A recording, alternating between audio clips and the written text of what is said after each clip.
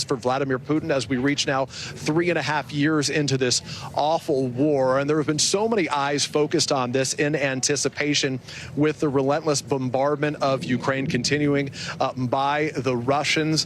Vladimir Putin, among the questions today will be Donald Trump has had a complicated relationship with Putin dating back to Helsinki in 2018, where the two held a joint news conference. And at that time, Donald Trump, in effect, sided with Vladimir Putin as it related to Russian interference in the 2016 election over the assessment of the U.S. intelligence community. But more recently, the president has been much more critical of Putin, saying, in effect, that when they speak, Putin is quite nice, but it turns out, as he watches, the president watches more headlines of more attacks killing soldiers and civilians alike, that Putin's words are meaningless. So among the questions we'll be looking to ask today, why Donald Trump can trust Vladimir Putin, that he would not continue with this invasion if an agreement is reached here. But the bottom line is we do anticipate much earlier than initially expected to hear from both President Donald Trump and Vladimir Putin just moments from now. Tom.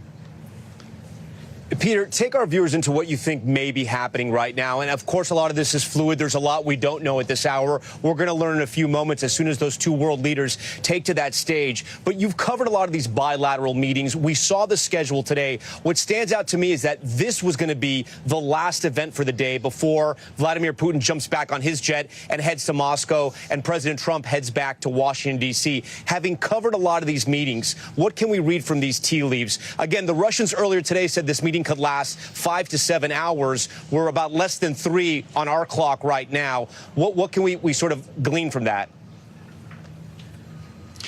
You know, Tom, it's a good question. I think that's what all of us are waiting to see the answer to. I will say that the images we've seen already today were not only historic, they were also striking, and certainly in the eyes of some of the presidents, President Putin and President Trump's critics, I think they may have been startling to see Vladimir Putin in the back of the presidential limousine where he was chuckling, laughing, smiling. The two of them, though there wasn't a one-on-one, in effect had a one-on-one privately with what we believe were no interpreters in the vehicle at that time. So what were they speaking about during that short visit? But recognize, I think, as we anticipate this dramatic moment here, that Donald Trump, throughout dating back to his time as a businessman successfully in New York, as a television producer, really is the producer of this presidency. And we watched it play out in real time a bit earlier today as the two men, at almost at the exact time, descended the staircases from their aircraft. They walked down that red carpet, shaking hands, as Russian media noted, for about 15 minutes in total, 15 seconds, excuse me,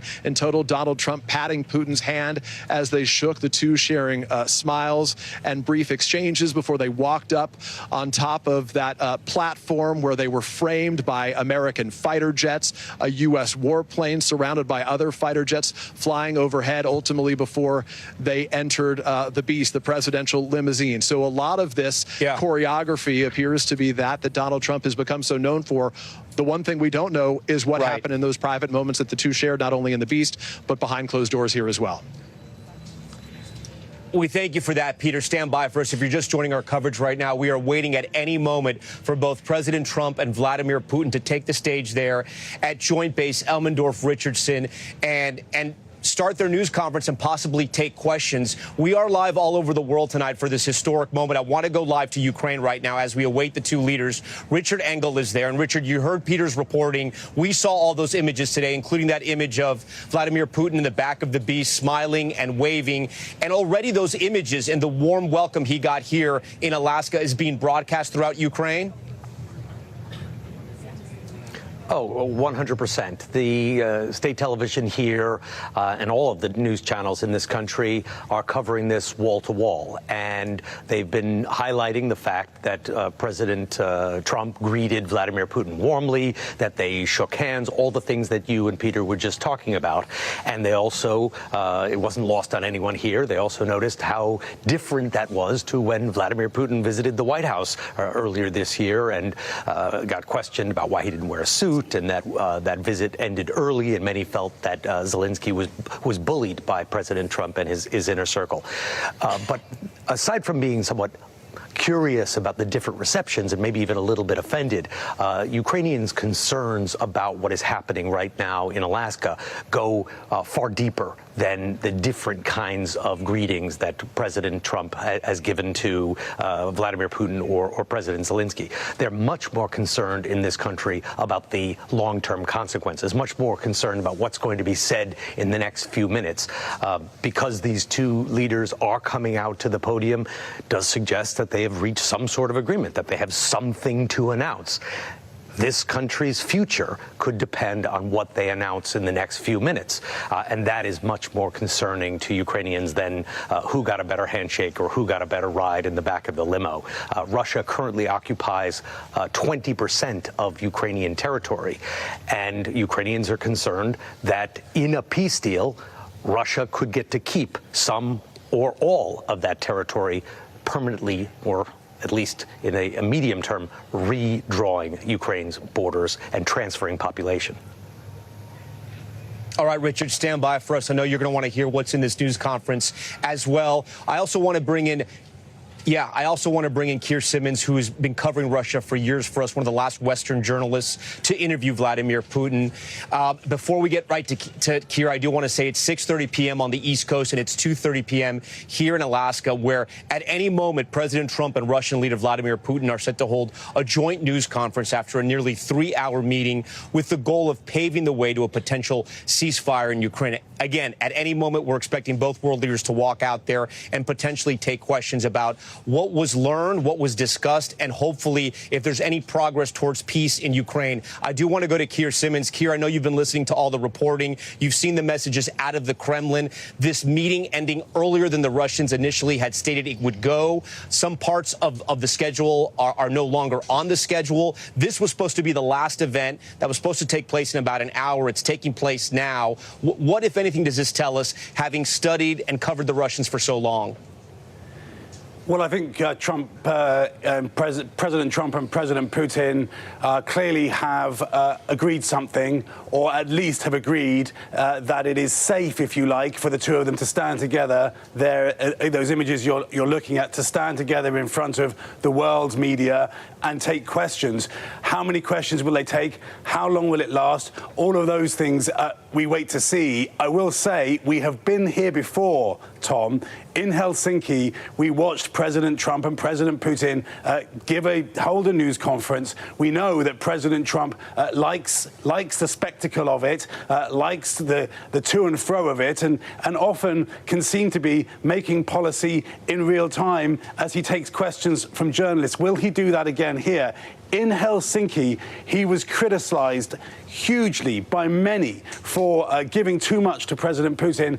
Will this be different? Certainly, the bonhomie between the two leaders at the beginning of this, two hours ago, suggests that they got along well, and suggests that what you're going to see in the coming minutes are two leaders, ostensibly adversaries, who like each other and think that they can do some kind of a deal with each other. Why would they be walking out together this way unless that was the case? And we are hearing, Tom, reports from Russia that there are members of the Russian delegation sitting in the front row at that news conference, waiting to hear from President Putin themselves.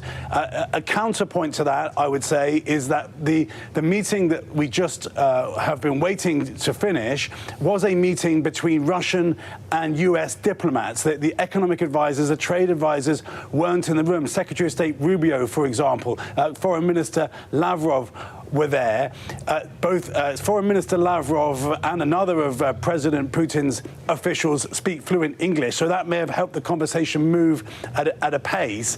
That being said, we do know President Putin often can be quite verbose, can have a lot to say. So what have they managed to do in 2 hours? I mean, all of these questions, we're just going to have to wait to see what the two presidents have to say when they walk out. It does look like at any moment.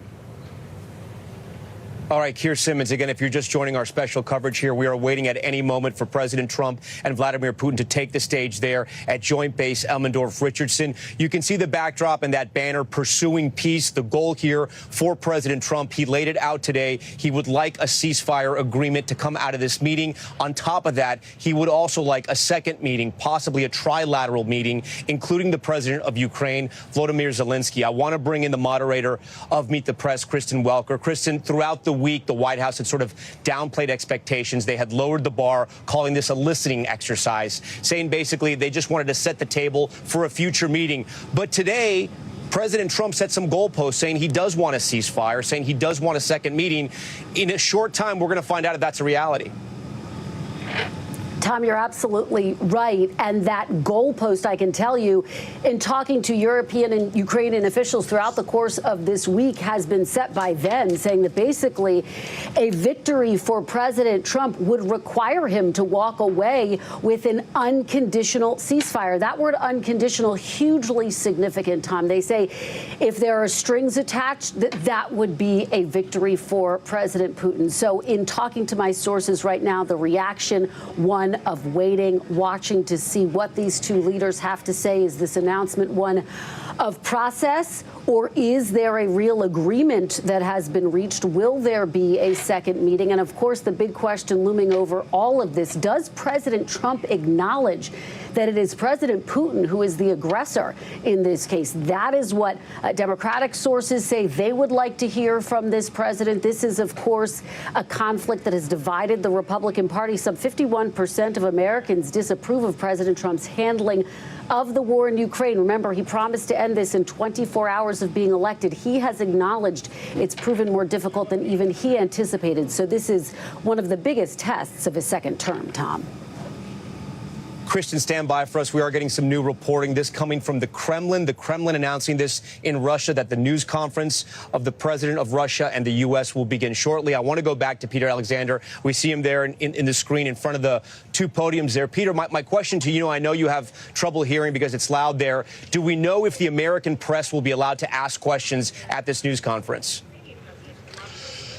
Tom, it's a good question. We don't have an answer to that one yet. In fact, this came together very quickly. We did anticipate a news conference. It wasn't clear that both presidents would be here, though that was the initial expectation. Now the Kremlin has announced that Vladimir Putin will be here alongside Donald Trump. I was just speaking to some of the top White House advisors if they could give us any timing on this, any more specifics. They basically said, just wait. A Russian advisor to the president moments ago telling reporters, when asked what happened behind closed doors, he said, you'll have to wait to hear for yourself. So there is certainly a lot of anticipation about the way that this is going to play out right now. One in particular occurred there, whether they were able to come to some agreement on a ceasefire, whether the topic of, in the words of the president, divvying up Ukraine did come up, even though European allies and Ukraine itself have urged President Trump not to discuss that very topic without Ukraine in the room. So, in effect, we are right now in what Donald Trump, in TV terms, would describe as a cliffhanger. We wait to see exactly what happened here, specifically as it relates to those meetings. And certainly, as we've been listening to a lot of the Russian reporters here, including those from state television, they view this perhaps in much wider terms, beyond just the topics of a ceasefire, a potential peace deal as it related to Ukraine. They view this more broadly as an opportunity to restore a strained relationship between the United States and Russia, between Donald Trump and Vladimir Putin themselves. So we will anticipate with you what happens, and we'll certainly have a lot of questions we want to ask both presidents. Whether we get that opportunity remains to be seen. Peter, before you go, because we can see from the wide pool shot where you're standing right now, you seem to be kind of close to the front row, at least from where we're looking. Can you see which members of the Trump administration or cabinet members are already there, and or the Russians, or have they not arrived just yet? Yeah, there are members of both delegations here. They're seated in the first rows on each side. Some members of the Russian delegation and of the American delegation. Notably, none of those individuals who were inside the early meeting that took place today, lasting more than 2.5 hours, are present for the U.S. That's the Special Envoy Steve Witkoff, Marco Rubio, the National Security Advisor and Secretary of State. They are not here as well. The expanded bilateral meeting, what was supposed to take place over lunch, was to include some of the top advisors economically for the president.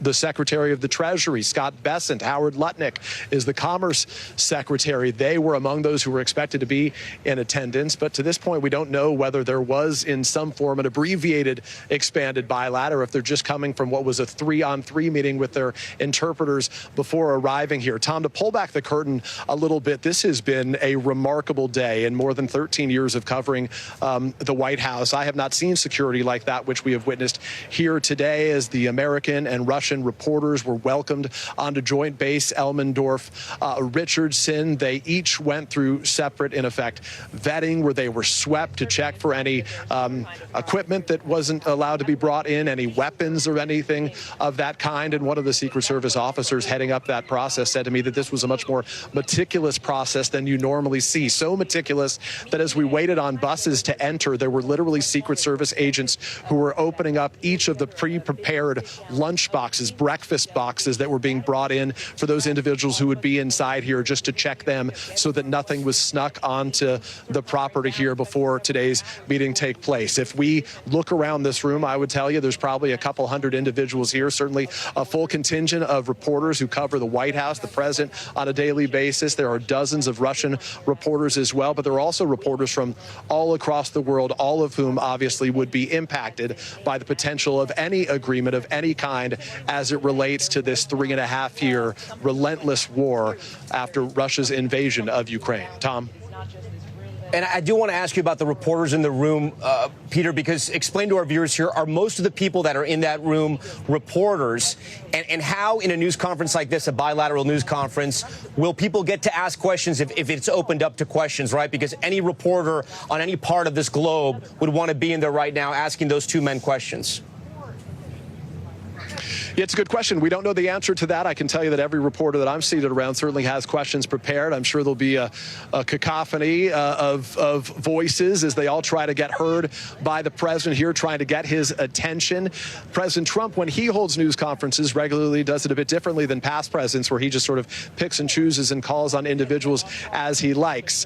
Whether or not there are some predetermined individuals who will be asking questions on either side, we don't know that right now. Traditionally, there are some opening statements, and I think that's where we will all be listening very closely to get a better understanding of what, if anything, was agreed to, what came of this private conversation, what it means to Ukraine. If the president has already had any conversation, any outreach to the Ukrainian president about the conversation here. He has said that his desire was, and he said it would be easiest if they just extended this meeting into some meetings in the days ahead that could also take place here in Alaska with President Zelensky in attendance. Is there any chance that that would take place right now? So there's just so many topics and so many questions, not the least of which relates to the killing, the deaths that have taken place across Ukraine over the course of this 40-plus months. Hundreds of thousands of people have been killed, certainly tens of thousands in Ukraine alone, where, as our colleague Richard Engel witnessed yesterday, there was another burial of multiple individuals drafted into the war. And the question is really, will Vladimir Putin stop his assault on Ukraine right now and accept Ukraine as an independent, sovereign neighbor next door? Yeah, we hope to hear what they have to say. And again, at any moment, we're expecting both leaders to come out. Garrett Haake joins us now. Garrett, we were talking earlier that for the president to come out here, announce this news conference, to have that banner pursuing peace like we see it here, the entire world watching, they've notified everyone that this is going to happen at any moment. Yep.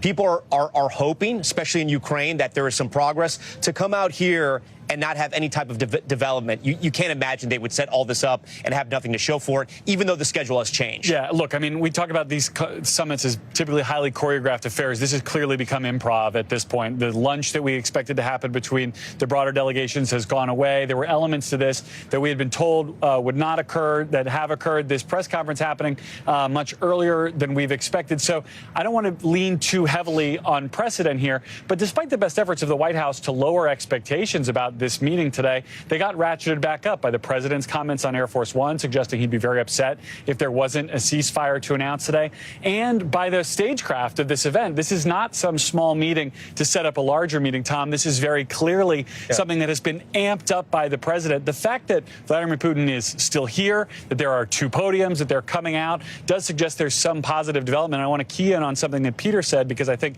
this could be the delay that we're in right now. The president said earlier in this week that Zelensky would be among the first people he would tell if there was news out of this. That could very well be what's responsible for this delay right now. Yeah, the president could be calling the leader of Ukraine, who is right now fighting a war, a wartime president, to let him know of any developments. I do want to bring in the former U.S. ambassador to Russia, Michael McFaul, who has a tremendous amount of experience in bilateral meetings, in meeting foreign dignitaries, including Vladimir Putin. Ambassador McFaul, what do you make of what we've seen so far? We were told possibly the meeting could be up to 7 hours long. It was less than 3 hours. We're awaiting this news conference. I know it's all speculation at this point, but what do you think's happening behind closed doors? Well, I'm just speculating, but I have been in these meetings with Vladimir Putin and President Obama. Sometimes the small group meeting goes longer. So the one that they just had goes so long that the larger meeting with the full delegation gets squeezed and maybe in this case canceled altogether. So that could be happening. I know the people in that delegation. I see the Russian delegation right now. I see Kirill Dmitriev's head. He is sitting right in the front row. And that suggests to me that the press conference is going to happen before lunch or there's no lunch because he was supposed to be one of the delegates in the wider meeting. But whether that means a bad outcome or a good outcome, I just think we're just going to have to wait and see what the two presidents say. The fact that President Putin will be at the meeting suggests that there should be some positive news. Ambassador McFaul, I'm going to tell you, it looks like we have Steve Witkoff, special envoy, who's done a lot of the negotiations with Vladimir Putin. He actually had the meeting that was the meeting before this one that essentially set the table so this could happen here in Alaska on U.S. soil. It looks like other members of the cabinet are going to be making their way inside right now. Ambassador McFaul, what is a victory for the United States, but maybe more importantly for Ukraine to come out of this meeting? Well, I'm glad you phrased it that way, because summits are supposed to be about what's good for us, the American people, not what's good for Putin or Trump individually. And I think the way we should measure success are our American security interests advanced as a result of this meeting. And in my view, we have a security interest in preventing Putin from dominating and annexing territory in Ukraine. So that's what I'm going to be focused on. Have the president advance that ball, because he put a lot of work into this meeting. I mean, literally a red carpet for an imperial dictator who has, not since Hitler or Stalin have we had a leader to launch a war in Europe of this magnitude, with this level of annexation, with this level of killing. So we better get something out of it. You know, earlier in the week, European allies, along with Ukraine's president, said that President Trump had told them on a conference call that there'd be serious consequences if there wasn't a ceasefire. Today on Air Force One, President Trump was asked what he meant by that. He said economic consequences. We know that for Putin, he hasn't gotten as much ground. He hasn't gained as much ground in Ukraine this summer. We also know that President Trump has put the pressure on India, 50% tariffs because they buy Russian oil. Russia is struggling financially. Oil funds that war machine in Russia. What could the United States offer to Russia right now? Because there's not a lot of trade that happens between both countries because of the sanctions put in place by President Biden when Ukraine was invaded. But what can the U.S. offer Russia right now, you think? Well, first, I'd say President Trump has threatened sanctions, and he's been tough rhetorically, but he actually hasn't implemented tough sanctions. Even the Indian sanctions, he hasn't implemented yet. And I think President Putin just keeps calling his bluff. If he wanted to get tough, if he wanted to signal that he was going to be more coercive, which in my opinion he should have done before the summit, not after, there are three things he could do. One, he could seize Russian assets, billions of dollars of Russian central bank assets that are sitting in America. He could do that overnight. Two, he could sanction all of the ships of what they call the shadow fleet that ships that oil out of Russia. Right now, we haven't done that.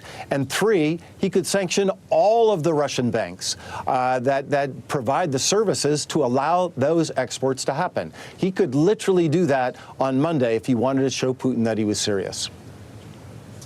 And you think from the delegation that the Russians brought here, investment advisors, finance ministers, you think what Russia wanted to do here in Alaska was talk business, where President Trump wanted to talk a lot about Ukraine? Well, most certainly that's what the delegation suggests. I know every single member of that delegation, by the way. I even know the translator. These people have been at this job for a long time. And without question, when you have the head of the Russian investment fund at the meeting, you're there to talk about business deals.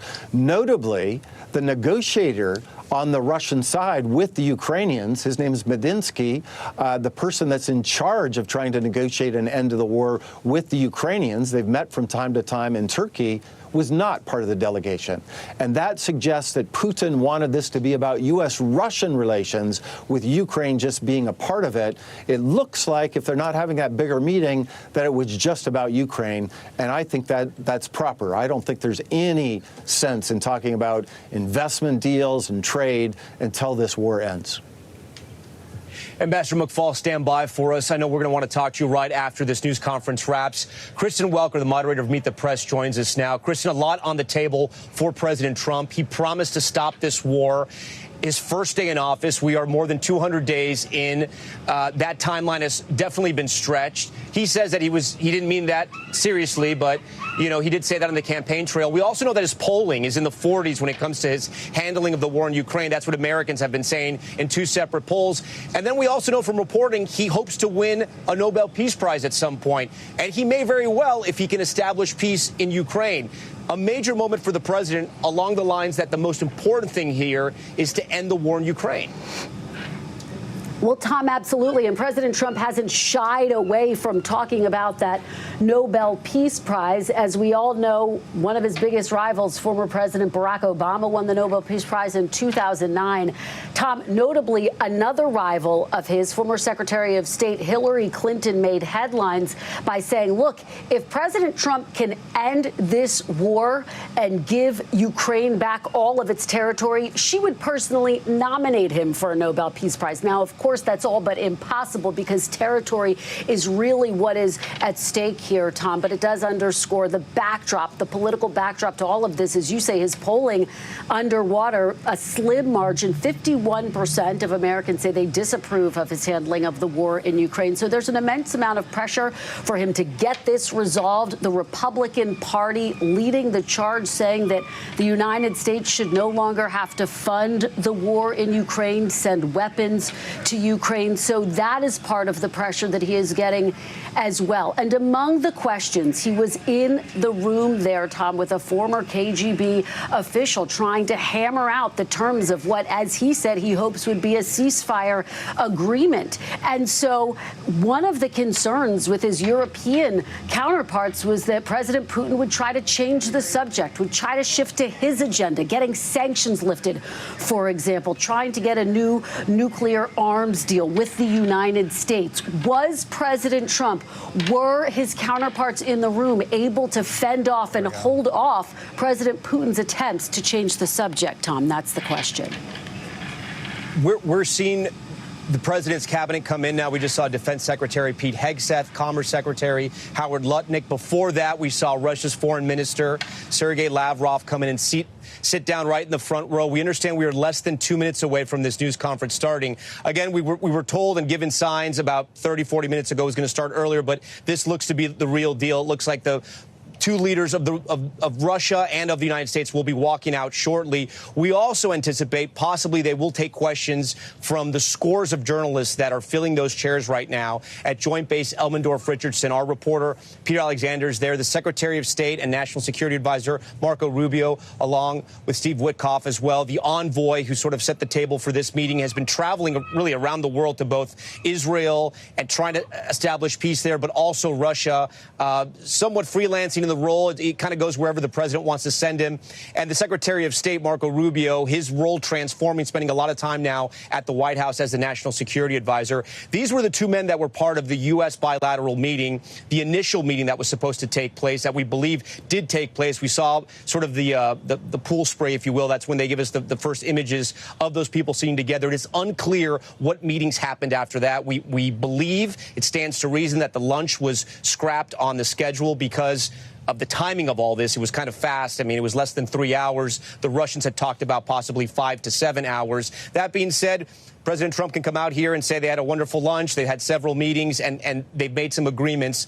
But that's the big question. What have they agreed on? What did they come to terms on? And what does it mean for the people of Ukraine who have lost tens of thousands, who are still fighting so bravely, and who have sent their men of all ages to fight against the Russians, whereas the Russians themselves have taken about 20% of Ukraine and have called on North Korea and even their own prisoners to fight this war, even asking North Korea for ammo and weapons as well, as the U.S. has sort of had a back and forth with Ukraine over those weapons as well. No doubt Ukraine could not fight this war without the help of the United States. Kristen, if I still have you here, the relationship between President Trump and Vladimir Zelensky has evolved over the years.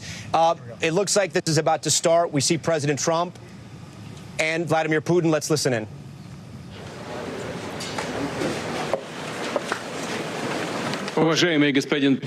Mr. President, ladies and gentlemen, our negotiations have been held in a constructive atmosphere of mutual respect. We have very thorough negotiations that were quite useful. I would like to thank once again my American counterpart for the proposal to travel out here to Alaska. It only makes sense that we've met here because our countries, though separated by the oceans, are close neighbors. So when we've met, when I came out of the plane and I've said,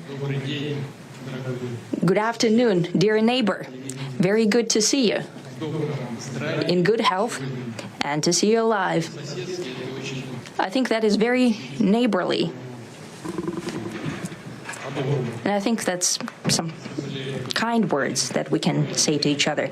We're separated by the Strait of Bering, though there are 2 islands only between the Russian island and the U.S. island. They're only 4 kilometers apart. We're close neighbors, and it's a fact. It's also important that Alaska has to do with our common heritage, common history between Russia and the U.S., and many positive events have to do with that territory. Still, there is tremendous cultural heritage back from the Russian America. For example, Orthodox churches and a lot of more than 700 geographical names of Russian origin. During the Second World War, it was here in Alaska that was the origin of the legendary air bridge for the supply of military aircraft and other equipment under the Lend-Lease program. It was a dangerous and treacherous route over the vast emptiness of ice. However, the pilots of both countries did everything to bring closer the victory. They risked their lives and they gave it all for the common victory. I was just in the city of Magadan in Russia, and there is a memorial there dedicated to the Russian and the U.S. pilots. And there are 2 flags, the U.S. flag and the Russian flag. And I know that here as well, there is such a memorial. There is a military burial place several kilometers away from here. The Soviet pilots are buried there who died during that dangerous mission. We're thankful to the citizens and the government of the U.S. for carefully taking care of their memory. I think that's very worthy and noble. We'll always remember other historical examples when our countries defeated common enemies together in the spirit of battle camaraderie and allyship that supported each other and facilitated each other. I'm sure that this heritage will help us rebuild and foster mutually beneficial and equal ties at this new stage, even during the hardest conditions. It is known that there have been no summits between Russia and the U.S. for 4 years, and that's a long time. This time was very hard for bilateral relations, and let's be frank, they have fallen to the lowest point since the Cold War. I think that's not benefiting our countries and the world as a whole. It is apparent that sooner or later we had to amend the situation to move on from the confrontation to dialogue. And in this case, a personal meeting between the heads of state has been long overdue. Naturally, under the condition of serious and painstaking work, and this work has been done in general. Me and President Trump have very good direct contact. We've spoken multiple times. We spoke frankly on the phone. And Special Envoy of the president, Mr. Witkoff traveled out to Russia several times.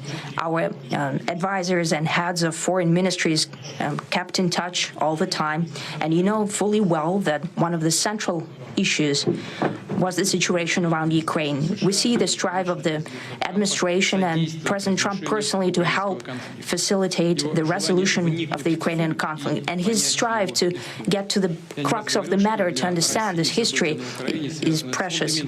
As I've said, the situation in Ukraine has to do with fundamental threats to our security. Moreover, we've always considered the Ukrainian nation, and I've said it multiple times, a brotherly nation, however strange it may sound in these conditions.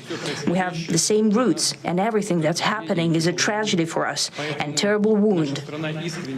Therefore, the country is sincerely interested in putting an end to it.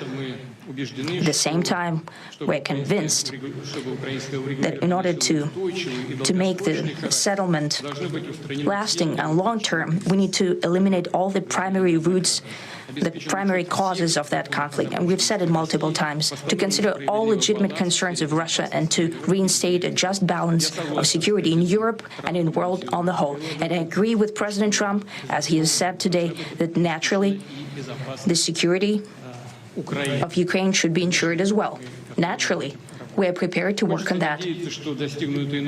I would like to hope that the agreement that we've reached together will help us bring closer that goal and will pave the path towards peace in Ukraine. We expect that Kiev and European capitals will perceive that constructively and that they won't throw a wrench in the works. They will not make any attempts to use some backroom dealings to conduct provocations to torpedo the nascent progress. Incidentally, when the new administration came to power, bilateral trade started to grow.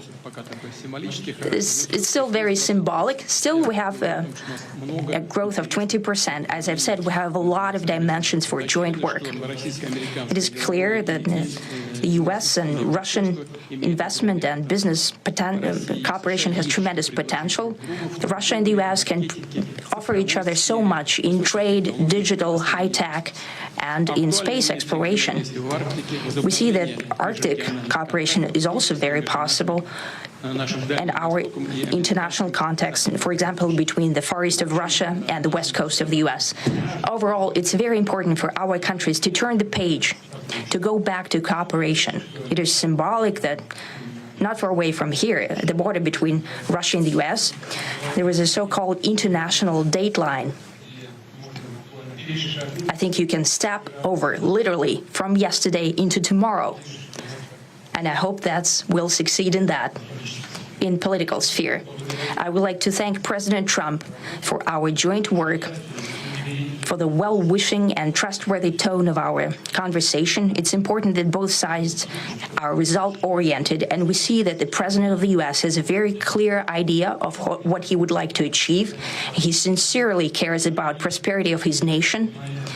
Still, he understands that Russia has its own national interests. I expect that today's agreements will be the starting point, not only for the solution of the Ukrainian issue, but also will help us bring back business-like and pragmatic relations between Russia and the U.S. And in the end, I would like to add one more thing.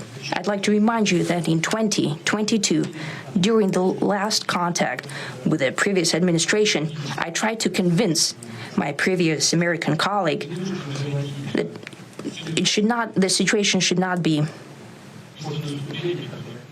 brought to the point of no return when it would come to hostilities. And I said it quite directly back then, that it's a big mistake.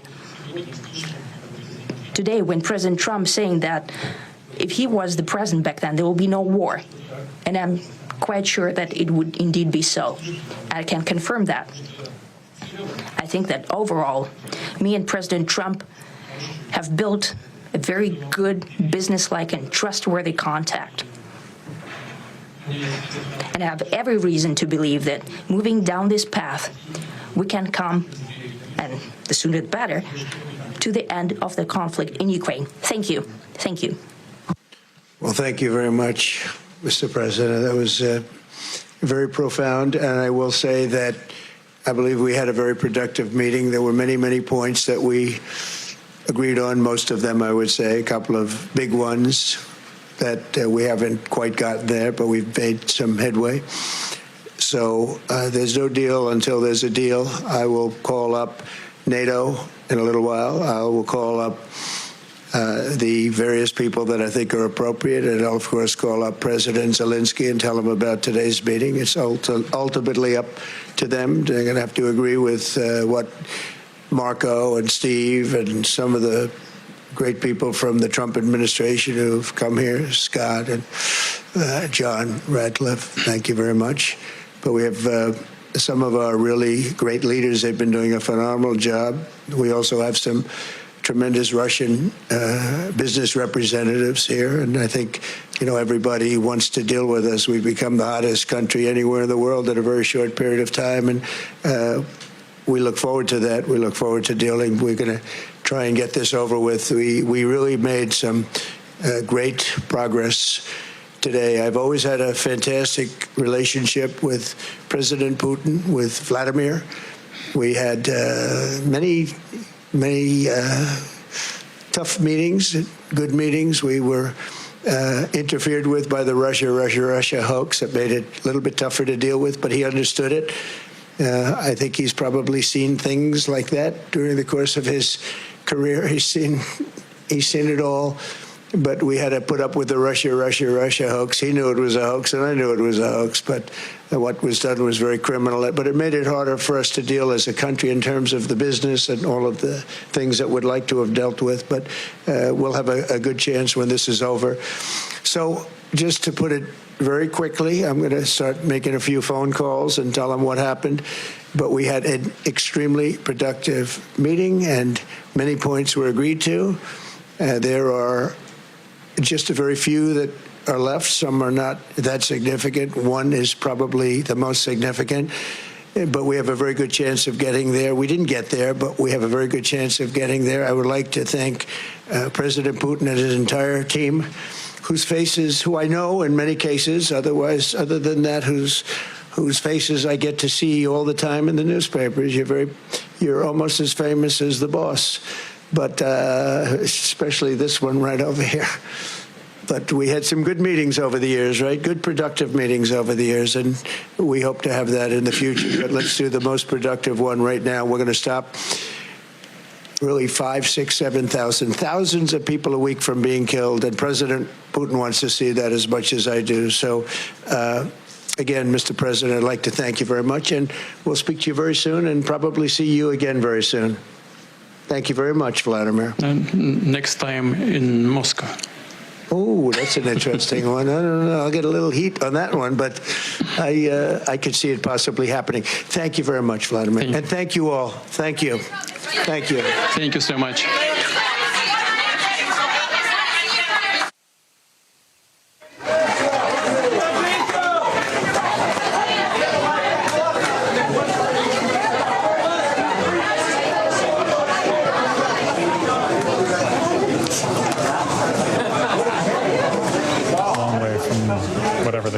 So we have just been watching this news conference between President Trump and Vladimir Putin, and it is strikingly unclear what, if anything, was accomplished here.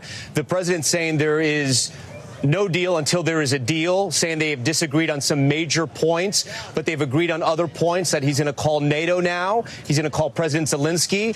But this is quite incredible. Under the banner of pursuing peace here in Alaska on U.S. soil, Vladimir Putin's first trip to the U.S. in nearly a decade, it is unclear what they've accomplished. It is unclear what they've agreed on. And more importantly, it is unclear what this means for the people of Ukraine that are currently fighting a war against Russia that has invaded their territory. Peter Alexander was in that room there. Peter, they were dropping sort of some nuggets here and there, but it's really unclear what they've agreed upon.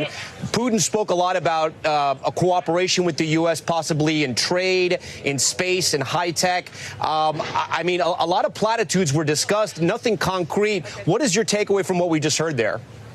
Hey, Will, can you hear me?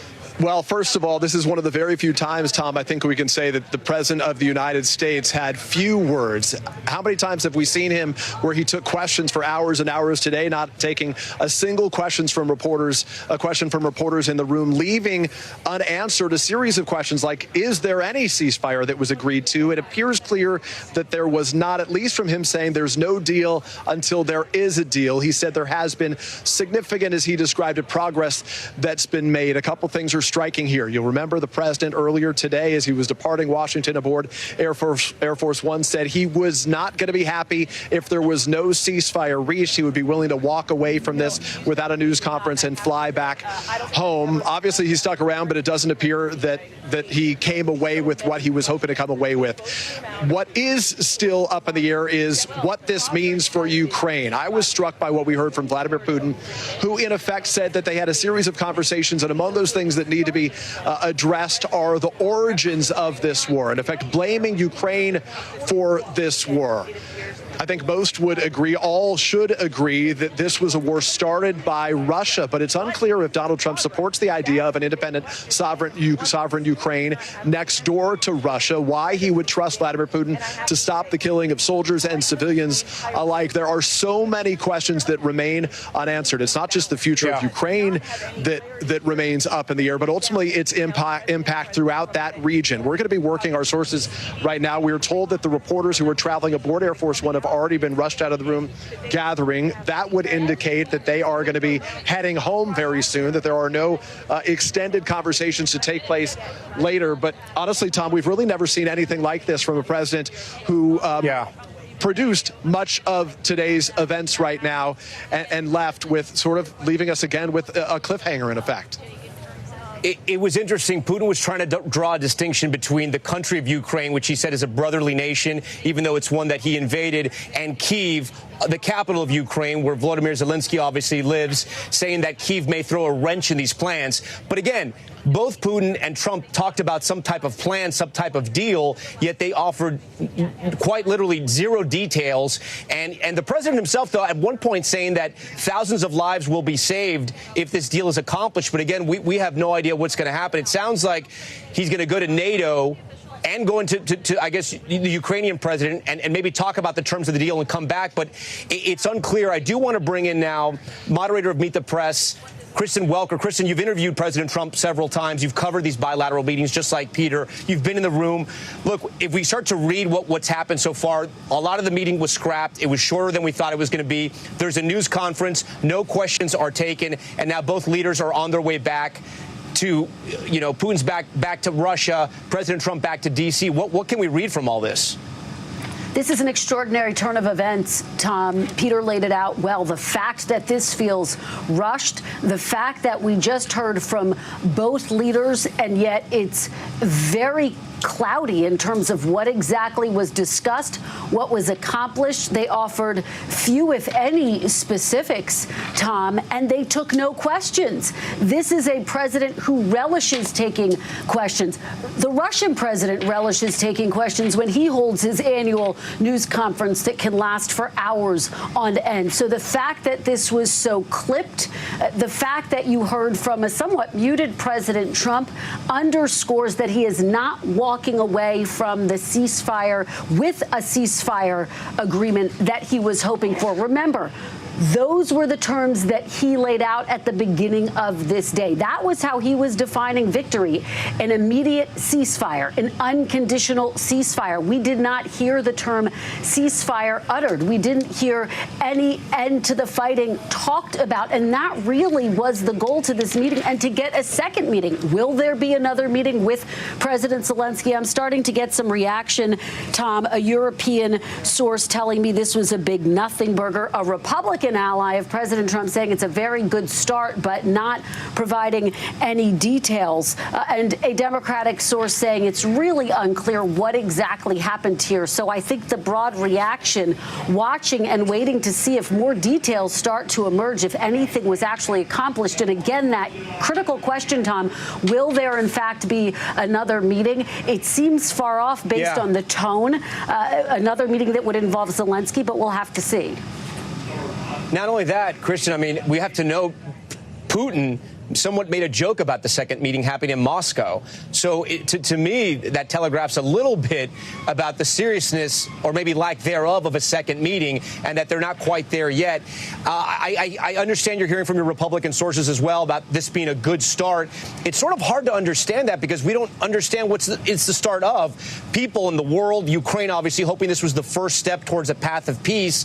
But again, it very may will be, but we don't know that quite yet because we don't understand what he's going to tell NATO and or the Ukrainian president. I do want to go to Richard Engel, who's live tonight for us in Ukraine. Richard, you've been listening to all of this. I'm sure Ukraine, it is very late over there in Ukraine. In the morning, they will wake up to these headlines. But I got to think people in Ukraine are going to be waking up wondering what just happened and what was accomplished. While this may be unsatisfying, Tom, this was actually very good news for many in Ukraine. Ukrainians have been expressing deep concern that Putin or Trump would come out today and announce a deal, and announce that a ceasefire deal had been reached, or announce that a full agreement had been reached without the Ukrainians in the room. Instead, we saw President Trump acting very cautiously.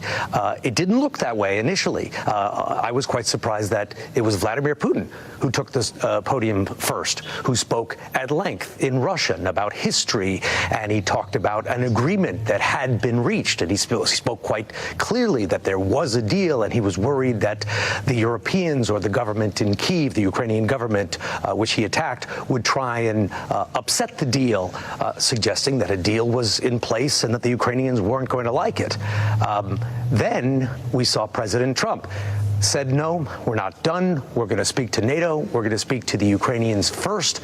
And until it's done, it's not done. And implied that there's going to be more meetings, and implied that they're working on a deal that could save thousands of lives, i.e. a ceasefire deal. That is exactly the approach that the Europeans, that is exactly the approach that President Zelensky had been pushing for. They were telling President Trump just a couple of days ago on this video conference, go slow, don't trust Putin, don't sign any big deals on the spot, wait until we're involved. So while it may be cryptic and unsatisfying, it could have been much worse from Ukraine's perspective had they come out and made an announcement and the Ukrainians were caught surprised on the back foot and then having to digest a deal that they weren't part of. It's a great observation. Richard, stand by for us. I want to bring in Keir Simmons, who has covered Russia for so many years for us. Keir, you know a lot of those players in the room. You've interviewed Vladimir Putin one-on-one. Talk to me about what you thought about what Putin had said in his remarks. And there was that moment where President Trump was sort of having some fun with Sergei Lavrov, the foreign minister, and trying to give the press conference a moment of levity there, with no deal announced. But there may be a deal that we just don't know about that the president is presenting to NATO and the Ukrainian president before he announces to the world. How did you interpret Vladimir Putin's comments? Yeah, I mean, President Trump was almost trolling Sergei Lavrov, wasn't he? The arch troller-in-chief of Russia. He's so good at it himself. I had to sit there and have President Trump turn the tables on him, in a sense. I thought President Putin's face was interesting after he made his statement. It wasn't the smiles and the laughs that you saw in the beast, in the presidential vehicle on the way to the conversation. I think it's interesting that President Putin had his trade negotiator sitting there in the front row, had flown all that way. And one point to make here, Tom, is, this is the heart of August. This is right in the middle of Russian vacation time. President Putin has pulled all of these Russian officials across the world to do this. And some of the meetings, it appears, haven't happened, and the lunch hasn't happened. To put it another way, this is not Helsinki, which is the famous news conference that President Trump and President Putin last held, where President Putin was hugely criticized for seeming to give President Trump was hugely criticized for seeming to give President Putin all of the running. When we talked before the summit, Tom, we talked about that example of President Trump's meeting with Kim Jong-un, where it was bonhomie and friendship, but then President Trump walked away. Is that what's happened here? One of the aspects of this that everyone is pointing out, and everybody is right to, is that we need to wait and see what we discover both sides, and by that I mean both the US, the Trump administration and the Russians will be spinning, heavily spinning in the hours ahead.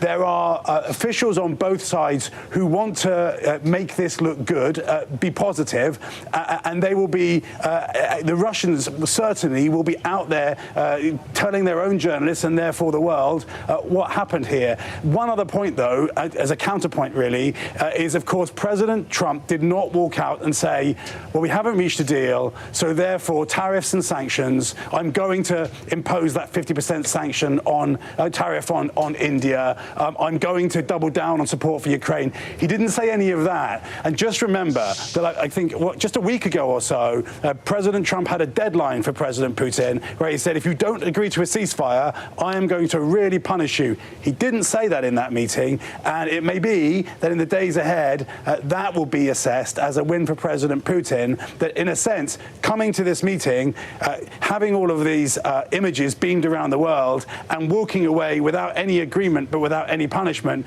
that will be assessed as a win. But we really do need to hear the details of what really happened, and neither of those leaders gave us that in that news conference. Yeah, not even a little bit. All right, Keir, stand by for us. We've just learned that Sergei Lavrov was asked by reporters several questions as he walked by reporters. He didn't answer any of the questions. He just continued on his way. I want to bring in Garrett Haake here. Garrett, listen, President Trump 2.0, this new administration, the second time around, he's learned a lot. You can, whether you like the president or not, he's much more disciplined in a lot of ways. His team's a lot more disciplined. There may very well be a great deal on the table, and they're just staying tight-lipped about it to make sure they have all sides to agree, and they'll announce it at a later date. That's not President Trump's usual style, especially when you have a backdrop like this in the world watching. You want him, he wants to deliver for his audience, but that could be the case. Look, obviously it's a very complex situation, but I will say it is very unusual that both Vladimir Putin spoke first and for more than twice as long as President Trump did, having the first opportunity to categorize what happened in this meeting, that the president chose to take no questions, although he's expected to give at least one interview tonight, so we may hear from him. And then I'm not hearing, and our colleagues I'm in contact with aren't hearing anything from our sources within the administration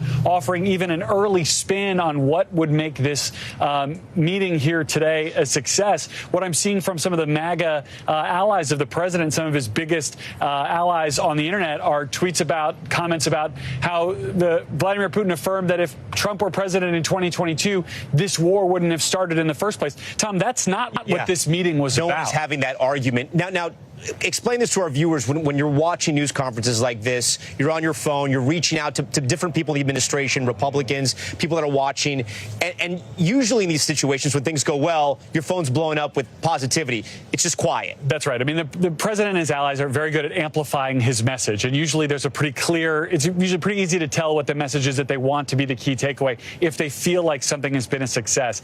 That they are so quiet in this instance could be surprising given the overall sensitivity of this, but when you consider how many people were in the room, this 3-on-3 versus a 1-on-1, and the fact that so many officials were here preparing for such bigger meetings, this seems like a disappointment on its face. Again, I don't want to prejudge it, but there's no one out here claiming that this was a victory. There was a lot of hype about this being an historic meeting, and other than the pictures, which will live forever on this, it's not at all clear what was achieved, if anything. Because we talk about the Russian delegation. You had finance ministers here. You had investment envoys here. You had defense ministers. I mean, the Russians brought their team to Alaska, and it's unclear why these meetings ended so early. They didn't address that in the news conference. Peter Alexander is still there. He was witnessing this up close, just steps away from that podium. Peter, have we gotten any more information on the two countries?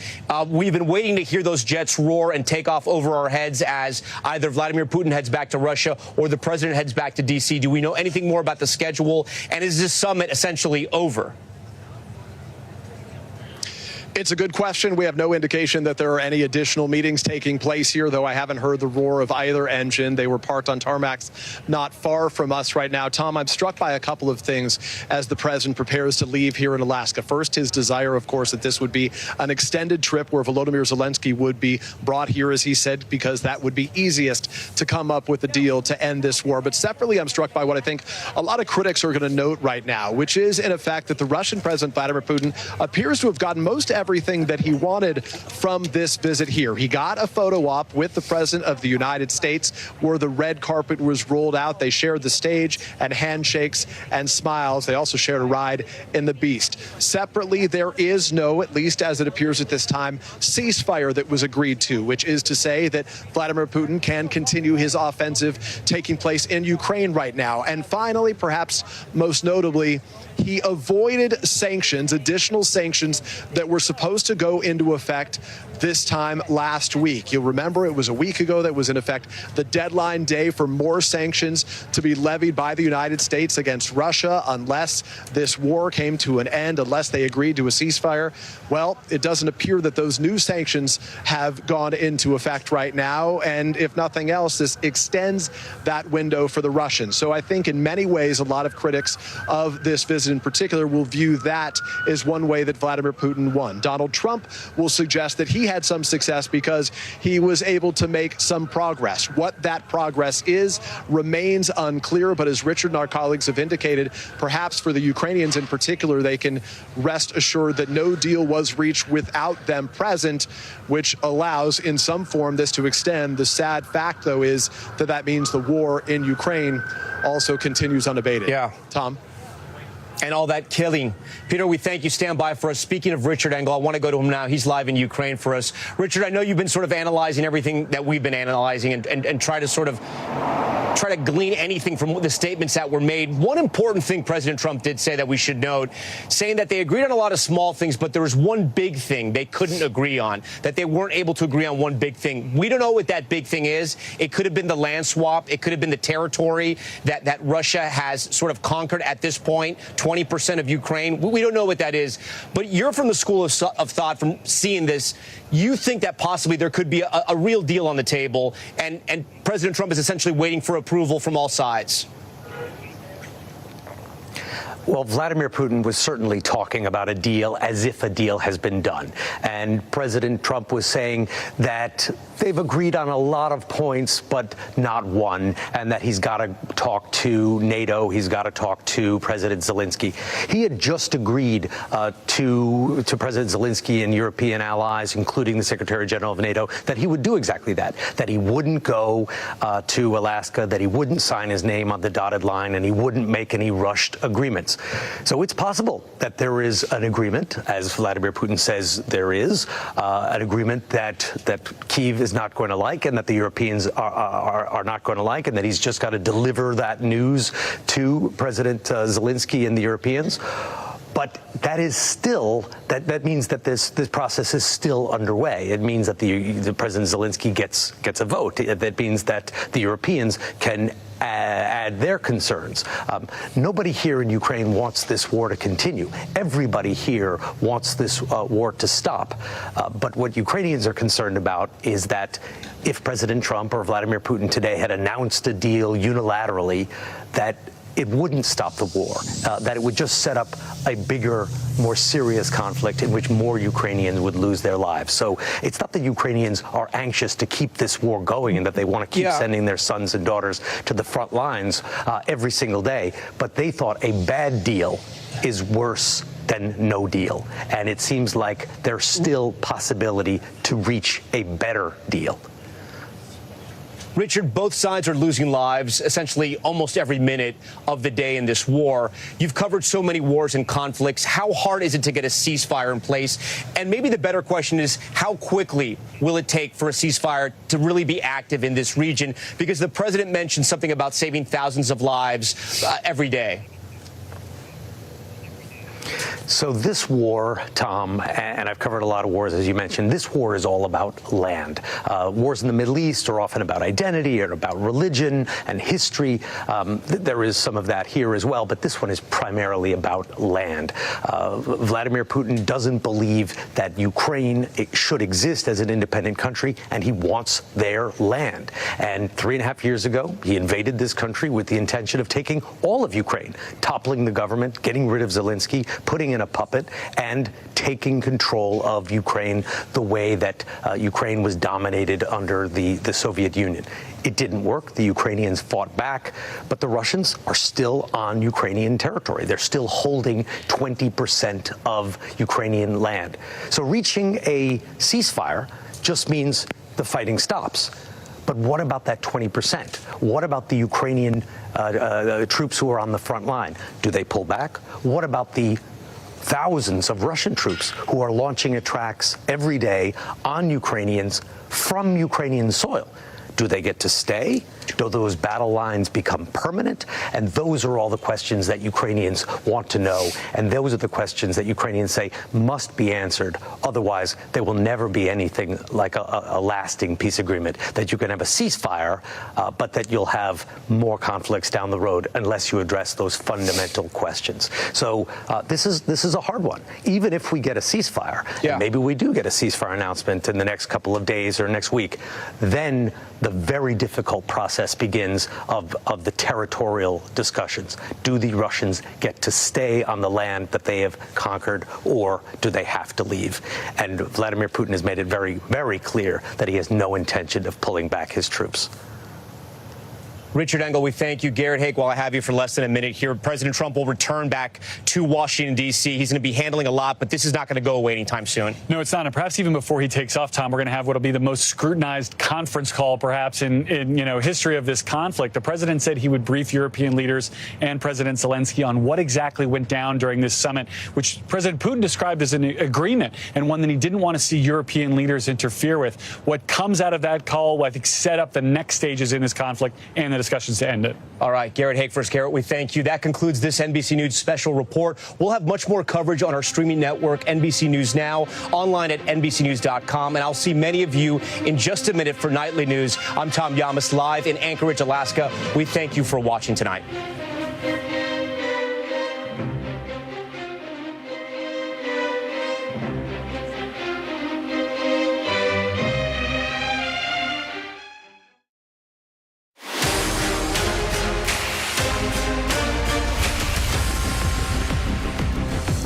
Good evening. I'm Valerie Castro in for Tom Yamas. You've been watching our breaking news coverage tonight. President Trump and Russian leader Vladimir Putin speaking after that high-stakes summit in Alaska. The world watching on as the future of this war hangs in the balance. The two world leaders meeting face-to-face for the first time in years, walking down the red carpet, shaking hands, even laughing as they drove away in Trump's armored car. And after meeting for nearly 3 hours, a much shorter meeting than expected, both leaders hosting a quick joint press conference. Take a listen. The agreement that we've reached to